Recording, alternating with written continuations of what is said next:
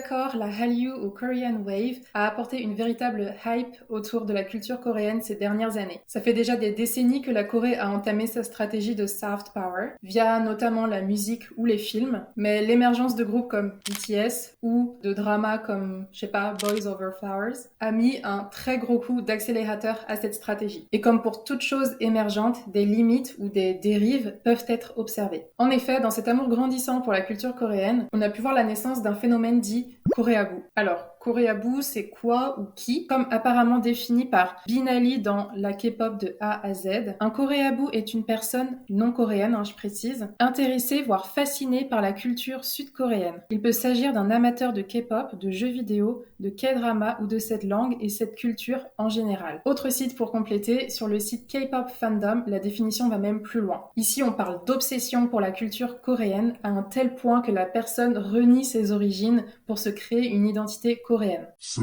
extrême. Tu as sûrement entendu déjà parler d'Ollie London, cette figure emblématique des Koreaboo, un Britannique ayant dépensé des sommes astronomiques pour ressembler à son idole Jimin de BTS. Mais bon bref, on n'est pas là pour le juger, apparemment il s'est excusé, il s'est repenti si j'ose dire. Bref, ces définitions décrivent des comportements extrêmes, un problème identitaire et malsain. Il peut d'ailleurs concerner les filles comme les garçons sans limite d'âge. Pour autant, ce terme semble être plus majoritairement employé à l'encontre des filles, des jeunes filles, probablement parce qu'honnêtement, la K-pop ou les dramas romantiques restent encore majoritairement consommés par un public féminin, je pense. Je me base sur ce que j'ai pu voir, et même s'il y a une certaine évolution, je suis déjà allée à un concert de BTS par exemple, et 90% du public était quand même féminin. Et d'ailleurs, dans mon centre de langue dont je parle dans ma vidéo sur Iwa, pareil, quasiment que des filles. Alors certes, j'ai pour ma part déjà observé des comportements dérangeants, soit directement ou alors sur internet, mais que ce soit en Corée ou au concert de BTS, j'ai surtout rencontré des gens qui étaient tout simplement tombés amoureux de la culture coréenne, peu importe la raison, mais très très rarement des personnes qui pourraient s'apparenter à ce qu'on appelle des Koreaboo. Dans tous les cas, il est même bien précisé ici,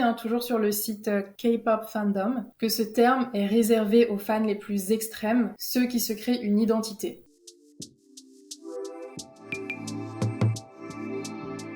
Et je comprends complètement, je suis entièrement d'accord, il y a des personnes qui effectivement sont comme ça. Cependant, si je fais cette vidéo, c'est que j'ai un problème avec le terme. S'il est seulement censé désigner les fans les plus extrêmes, on va pas se mentir, il est souvent employé plus largement. Une personne qui connaît tous les groupes de K-pop, les chorégraphies, qui cuisine régulièrement coréen, ou encore une personne qui utilise souvent ces onomatopées très typiques coréennes, comme Aish ou Aigo par exemple. Donc très souvent, ces personnes sont rapidement considérées, à tort ou à raison, de Koreaboo. Donc un qualificatif Koreaboo qui est quand même très souvent utilisé, mais pire encore, si t'es une fille non coréenne et que t'as le malheur de sortir avec un coréen, t'as 95% de chance d'être qualifié ainsi. Bravo à toi. On rappelle que c'est quand même un terme injurieux qui relève de troubles identitaires. Alors tu te dis peut-être que j'abuse, mais c'est une réalité. Ce jugement, il peut venir de filles, mais aussi de garçons, très souvent de garçons, tout aussi étrangers que toi en Corée. Ces mêmes personnes qu'on retrouve d'ailleurs très souvent sur les sites de rencontres en Corée, essentiellement en recherche de coréennes, qu'on rencontre des gens de diverses nationalités ou non, ce que ces gens-là vont retenir de toi, c'est le ratio de coréens que tu as rencontré par rapport aux non-coréens. Et je trouve ça super con. À titre d'exemple, un Français m'avait déjà contacté sur les réseaux parce qu'il était en Corée et intéressé par moi apparemment. Et je lui avais fait comprendre que j'étais pas intéressée. Du coup, il est parti en ouin-ouin, il a déclaré que toutes les filles en Corée dans tous les cas étaient seulement intéressées par les Coréens et qu'elles étaient à la limite de l'obsession. No shade, but l'ego était surdimensionné.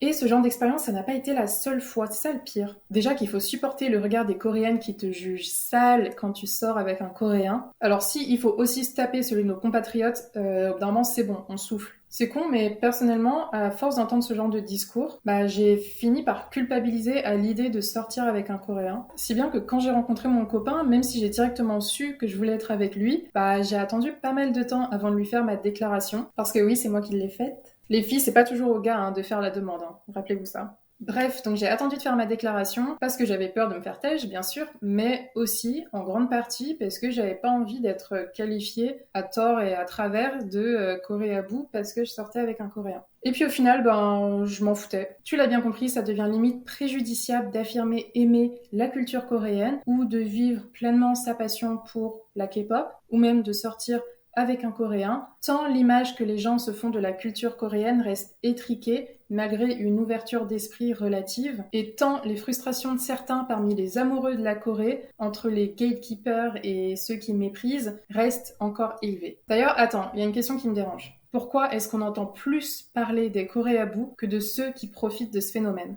Oui, je parle bien de ces Coréens qui prennent les étrangères pour des cobayes de leurs désirs, ou bien même de ce phénomène de White Horse. D'ailleurs, vous avez peut-être déjà vu une vidéo à ce sujet sur la chaîne de Very French Trip. Si c'est pas le cas, la vidéo sera en description. Donc pour résumer, l'expression to ride a white horse fait référence au fait de coucher avec une femme ou un homme, mais en général une femme blanche. La caucasienne blonde aux yeux bleus reste l'ultime fantasme. En effet, s'il est vrai que de plus en plus de filles étrangères débarquent en Corée pour études ou autres, et ne sont pas contre l'idée de rencontrer des Coréens, tu n'imagines pas quand même que ça marche que dans un seul sens. Pas besoin de rester très longtemps en Corée ou d'arborer tous les sites de rencontres pour s'en rendre compte. Et je parle des sites de rencontres safe, je parle pas des bails genre MIF ou je sais pas trop quoi, le genre de truc où t'entends toujours parler de bails sombres dessus, donc n'y allez pas d'ailleurs, on entend toujours que des merdes à ce sujet. En traînant autour des quartiers très prisés par les étrangers, type Hongdae ou Itaewon, les risques d'être suivis ou abordés par des Coréens sont énormes. Conscient de la propagation de la Hallyu, de la popularité des groupes de K-pop masculins et des K-dramas en général, bon nombre de Coréens jouent sur cette carte pour satisfaire leurs envies d'expérience. Rencontrer une blonde, une noire et pourquoi pas une rousse. La Corée étant un pays quasi mono-identitaire, l'ouverture sur le monde au fil des décennies ou l'arrivée plus ou moins massive d'étrangers en Corée, notamment des pays occidentaux ces dernières années, tout ça a permis d'élargir le catalogue de choix, si j'ose dire,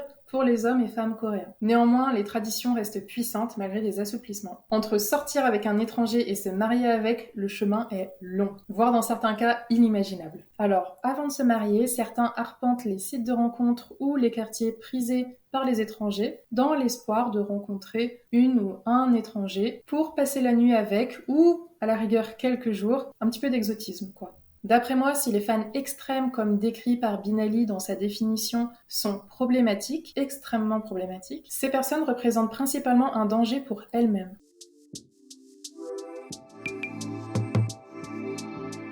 Ça peut aussi être très cringe à voir, mais au pire, ne regarde pas et voilà, tranquille. Dans le cas des Coréens qui en profitent, en utilisant justement cette image de prince charmant dépeinte dans les dramas ou dans la K-pop, tout ça pour arriver à leur fin, les risques et les dangers sont bien plus importants. Alors fais attention, faut pas être parano, mais il faut pas non plus être naïf ou naïve. Cependant, parce qu'il y a forcément toujours un cependant, au même titre que les filles étrangères rapidement qualifiées de Coréabous, les Coréens sortant avec des étrangères ne seraient-ils pas quant à eux aussi victimes parfois de cette image de Coréens obsédés par les étrangères, attribuée à tort et à travers, parce que ouais, les intentions de certains sont certes mauvaises, mais pourquoi encore tout généraliser? S'il y a bien un truc que je déteste, c'est quand tout est généralisé. Il y a des enjeux, des causes, des raisons qui vont parfois au-delà de nos pensées et de nos raisonnements. Par exemple, le dating en Corée du Sud n'est pas totalement la même chose qu'en France. Il y a plus de pression à l'échelle du couple, mais aussi de la famille. Et ça, d'ailleurs, on peut très bien le voir dans les dramas. Donc une pression et des codes sociétaux adoptés par une majorité de Coréens qui peuvent être finalement difficiles à accepter quand on veut se détacher de ça. Et puis trouver une personne qui partage ces mêmes idées, au final marginales, c'est pas si simple. Donc personnellement, je comprends l'envie de vouloir rencontrer des gens d'ailleurs pour voir autre chose que ce à quoi on a toujours été habitué. Mais bien sûr, je vais pas mentir, le problème c'est quand on est attiré par une seule et unique nationalité. Je trouve ça vraiment bizarre. Mais bon, en tout cas, la perversité de ceux qui profitent de cette minorité obsédée par la Corée fait de l'ombre aux véritables échanges culturels, ouverture d'esprit et histoire d'amour. Voilà, donc c'est sur ces belles paroles que je vais terminer cette vidéo. C'est une vidéo qui me tenait particulièrement à cœur, car étant en couple avec un Coréen, j'ai très souvent ressenti cet œil méprisant, au point où j'essayais en fait de me détacher de tout ce qui pouvait s'apparenter à la Corée. Par exemple, même si j'habitais en Corée, au final, j'essayais de moins souvent manger coréen, j'écoutais moins de musique coréenne, je regardais plus du tout de drama. Bon, c'est pas un truc que j'ai toujours adoré, mais j'aime bien quand même regarder des dramas de temps en temps. Mais là, je pense que ça doit faire 2 ans que j'ai pas regardé de drama, par exemple. Mais voilà, au final, je me suis rendu compte que je m'en foutais, encore une fois, que les gens pensent ce qu'ils veulent penser. Mais voilà, en tout cas, je voulais absolument faire cette vidéo pour, voilà, vous partager mon esprit à ce sujet. Et au final, maintenant que je suis en France, je me suis rendu compte que je suis véritablement tombée amoureuse de la Corée pour toutes ses richesses, ses mystères et sa complexité. En fait, tout ce qui se cache sous l'iceberg de la Hallyu. Voilà, en tout cas, merci d'avoir regardé jusqu'au bout. On se retrouve dans les commentaires ou sur Instagram. Je te dis à la semaine prochaine. Prends soin de toi. Ciao!